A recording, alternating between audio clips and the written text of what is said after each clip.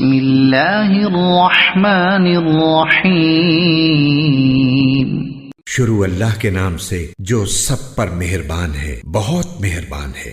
هل أتى على الإنسان حين من الدهر لم يكن شيئا مذكورا۔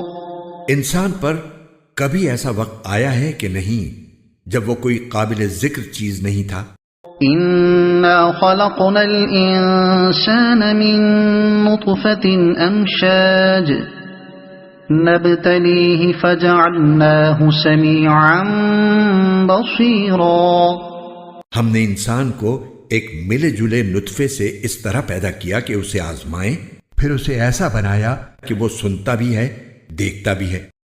إنا هديناه السبيل إما شاكرا وإما